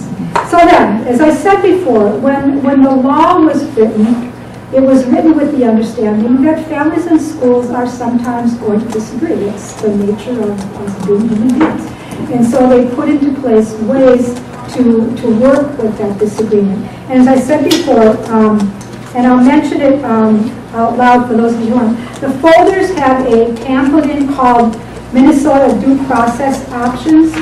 And if you are on your phone and have not seen one, you can get a hold of a copy on our website.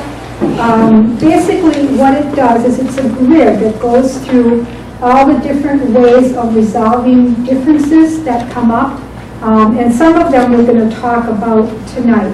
But if you're on the phone and would like a copy of this pamphlet, you can either call Pacer or you can email me, and I'll make sure that you get a copy, just so you have it in your folders. So, when you have a concern or if you disagree with something that's going on, we always encourage parents to start with the source.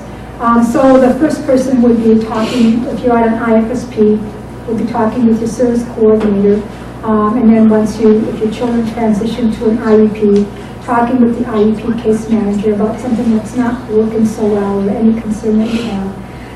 Because it just makes it easier to start with that person. Sometimes if you're having problems with a person and you go over their head right away, they can feel a little resentful. Well, if you just come to me first, we could have talked about it. You didn't need to, go over my head right away.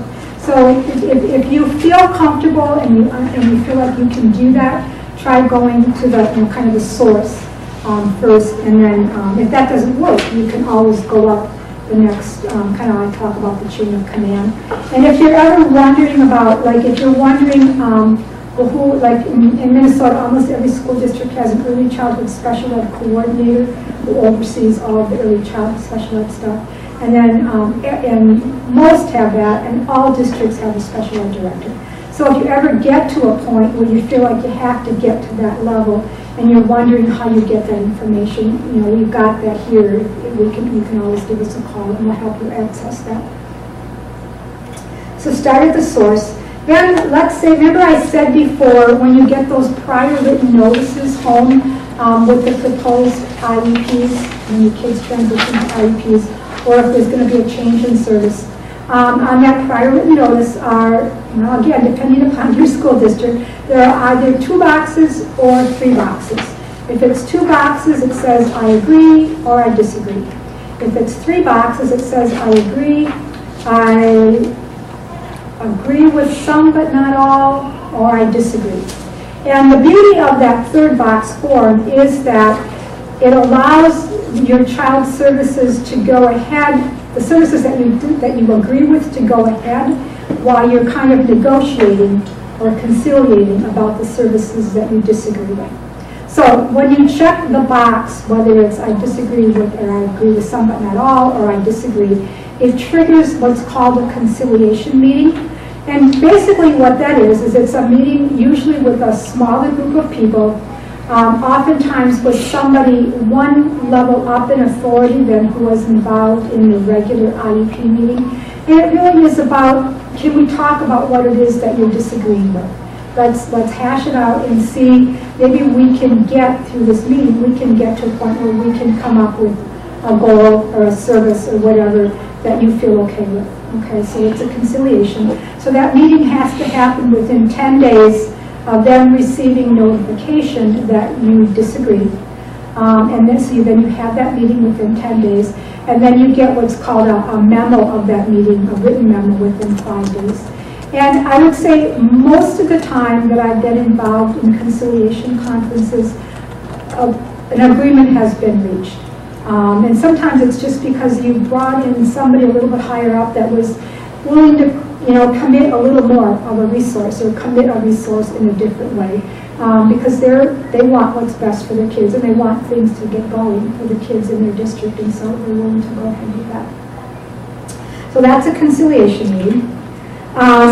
Then if conciliation doesn't work, you feel like you just aren't going to get anywhere, or sometimes I've had families where they've had a couple IEP meetings and actually, their early childhood special ed coordinator or somebody a little higher up in authority has already been involved in those IEP meetings, and they just still can't come to an agreement about what's going to be on there. So then the family might say, I think we're going to go to mediation, because it doesn't make sense to conciliate, because it's going to be the same people that we've been trying to work with and we're not getting anywhere.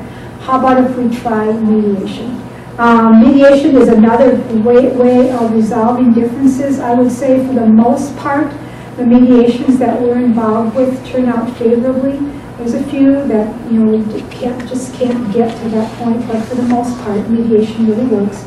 The important thing to know is mediation is voluntary. That means that both you as parents and the school district have to agree to mediate. And usually the school district is going to agree because it makes them look bad if they don't. I've only had one, on my caseload, I've only had one school district refuse to mediate, and it was because they believed that the issue was not governed by IDEA. It wasn't governed by special education law.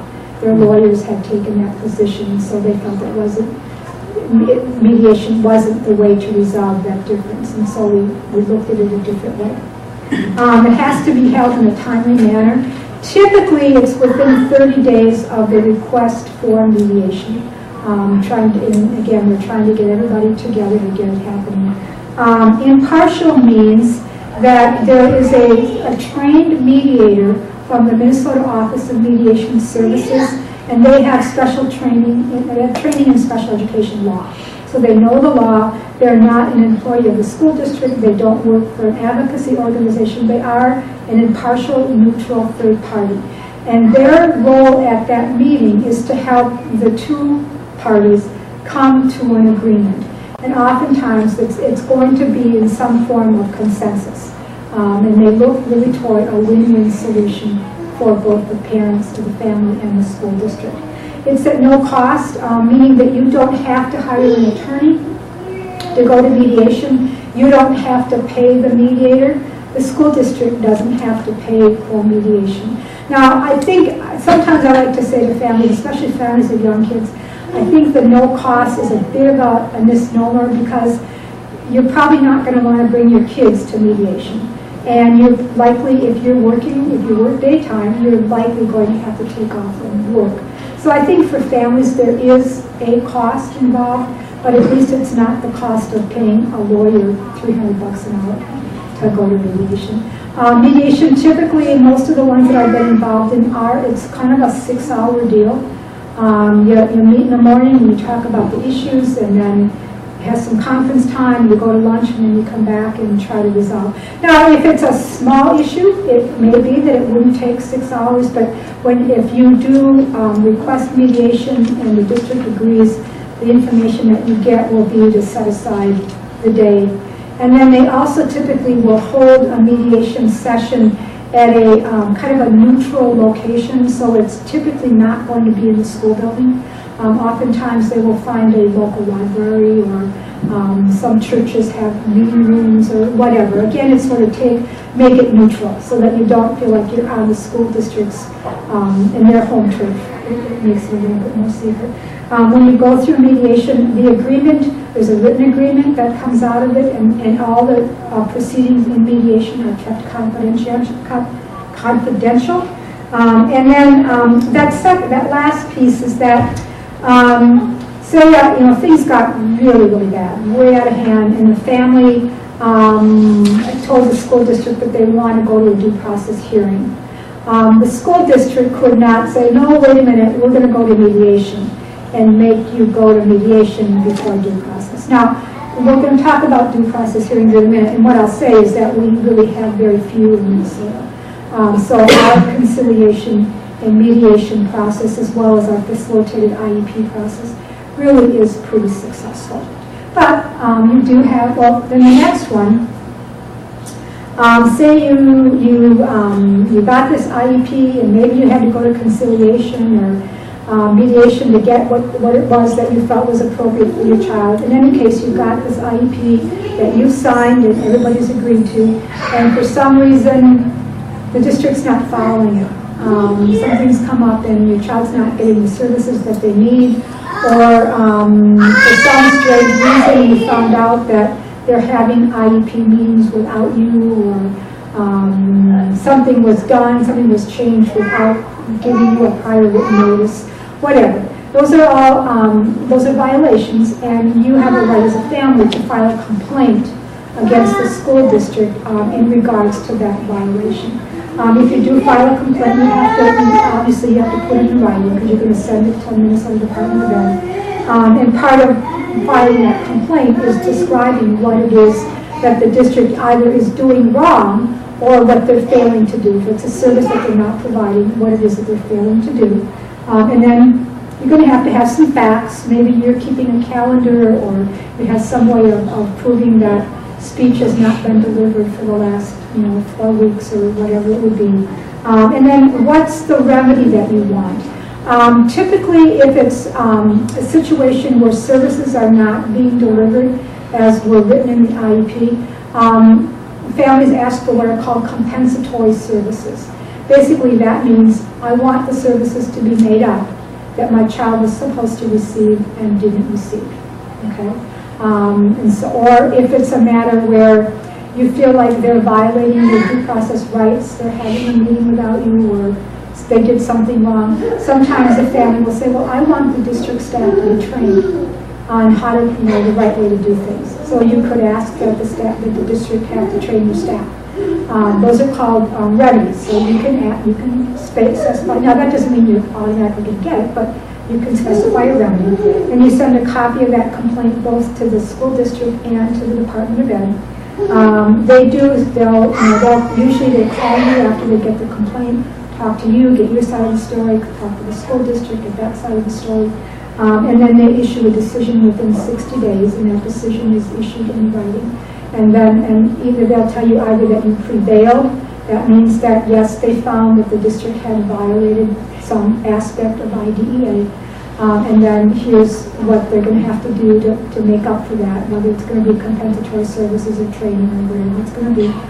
Or they will say, sorry, whatever you're saying the district did does not rise to the level of being a violation of law. And they'll quote the law and they do all these kinds of things within that complaint. But it's another way that you have of resolving an issue with the district. And then, last but not least, and this is where I said we get very few of these in Minnesota, but it's a due process hearing. Again, it's one of those things that you have to ask for in writing. It's a very formal process. That's the kind of where you do have to hire a lawyer. The school district gets a lawyer, and you have to hire a lawyer. And then, once you've asked for a due process hearing, the district has to offer you what's called a resolution meeting 15 days before the hearing is scheduled. And basically what that is it's kind of like a last-ditch effort. Are you sure we can't resolve this without going to a due process hearing? So it's one more attempt to try to resolve whatever the issue is. They have to offer it. You don't have to go through it. Then if you do go to a due process hearing, those decisions are issued within 45 days. And again, that decision is in writing. And I think we have 2, 3, very minimal number of due process hearings in a year because Minnesota does a pretty good job. So some other things to remember. As your children are exiting Part C, there are some child outcomes that every child in Minnesota, actually every child in the country who's in early intervention services is working on. Let me just, thank goodness, I was afraid I was going to remember them. And so they're gonna figure out what your child's progress is on those child outcomes, and I'll show them to you in a minute. They sort of collected, when your child first came into the program, they collected some baseline information using the evaluation results of where they were. And then if your child stays in the program for a minimum of 6 months and then exits, they will then do where is your child at after that period of time. Or if your child's been in the program for 3 years at the end of that period of time. And then there also, because there are also family outcomes for children in early intervention, for families in early intervention, you will also be asked to complete a family survey when you exit the program. Usually your service coordinator will bring it out to you. And both of those pieces, particularly, you won't get a copy of the child outcome. It's not a survey. It's kind of a thought process that they go through. But the family survey is a paper survey that you will be given, and I really strongly encourage you to fill those out. Those get sent back to the state, and there are not what we call unique identifiers on them. In other words, when the folks at the state are looking at them, they don't know that you filled out that form. They just know that a family in a particular school district filled out that form. And then those results are reported to the federal government. And so basically the federal government knows how Minnesota as a state is doing on those family and family outcomes. And then the state knows how at the local level that the school districts are doing on family outcomes. And so now I'm going to show you. These are the child outcomes. And now if you look at those 3 outcomes, you can see where they also kind of correlate to some of the goals that we were talking about on IEPs, as far as positive social relationships and interacting with peers, working on independence, and then those cognitive, acquiring news, knowledge, and skills.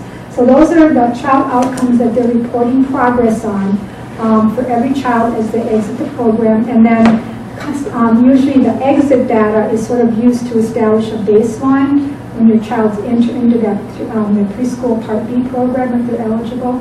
And then when they exit that program when they go to kindergarten, they will measure their progress again and see how they did in that 3 to 5 program. Then here's the family outcomes, that you know your rights, that you effectively know how to communicate your child's needs, and that you know how to help your children develop and learn.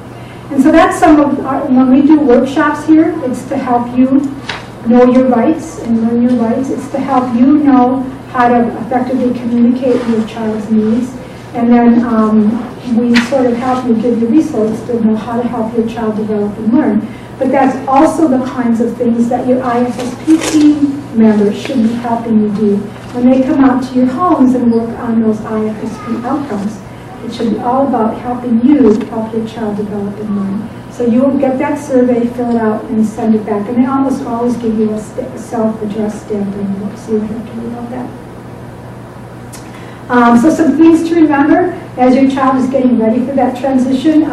Because if your child is going to have to go through that evaluation process, make sure that you have updated copies of any medical records. If you've recently seen a specialist, bring that report to the table. If you think your child is going to be going into preschool or a different kind of classroom setting, try to schedule a visit to that classroom. Even if you think there's a couple options on the table and they're giving you a couple possibilities of where your child might go, ask your service coordinator or someone on your IFSP team to set up an opportunity for you to go visit so you can get a sense of what those environments look like. And that's a perfectly reasonable request, that you have a sense before you agree to something, you want to at least know what it looks like. And then as it gets time for your child to move into that new setting, even though, like I was scared to death of my daughter going into that bus, I had to be excited about her going. And so when you talk with your spouse or your friends behind closed doors about how anxious you are, but talk with your child in a real positive way and build up the fact that this is a pretty cool thing to do. Maybe get a backpack or whatever it might be. And we all know times of transition can be anxiety producing, but if going to workshops like this, using the transition guidebook that was in, do you have the transition guidebook in your folders? Yes. Yes, okay, wanted to make sure. Using that guidebook and some of the other information in your folders will help you to prepare for that change.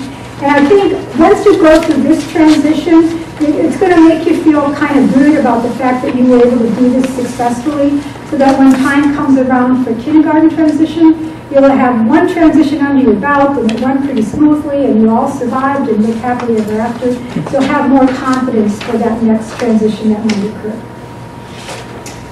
That's our contact information. If you have any questions about information that I presented tonight, I'm going to give you my name and I'll also give you my email address so that you can contact me directly about any question that you might have individually about your children or about this whole process. First name Judy, last name is Swett, it's spelled S as in Sam, W-E-T-T. And then my email address is jswett, first initial last name @pacer.org. And I think I failed to introduce myself at the very beginning of this workshop. So I am Judy Swett. I'm the Early Childhood Coordinator here at PACER, which means I do all the workshops and most of the phone calls dealing with parents and professionals and kids working in the district. That's our contact information. Any questions, comments, anything like that? Or now is an opportunity for you to fill out those lovely green evaluation forms. But I'm also, any questions or comments, I'd be happy to answer for you. Yes? One question. When I read the handbook, it mentions private education.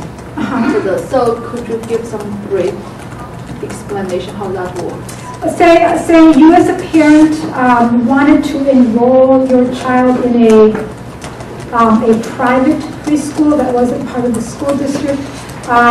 You could do so, and then the district in which that private preschool is located would be the district that would be responsible for providing early childhood special ed services, and they would decide how and where those services would be provided.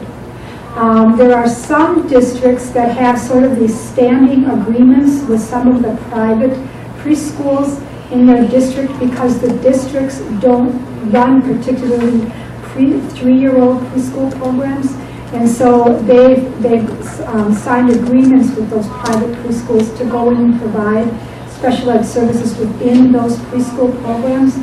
In other cases, if the family enrolls their child in a private school, the district might say, well, we will then bus your child at a certain point in the day to the nearest early childhood special ed preschool program and provide their services there.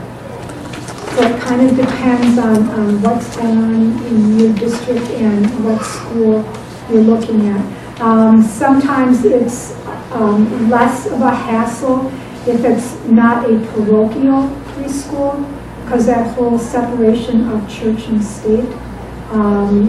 Sometimes they have a harder time going into a parochial preschool program. Again, it depends on the arrangements that the district has made. But it's certainly, you have a right to consider that as an option for your child. Any other questions? We're actually going to choose to open enroll our son into a different school district. Have you heard of any experiences where that's not a good thing to do?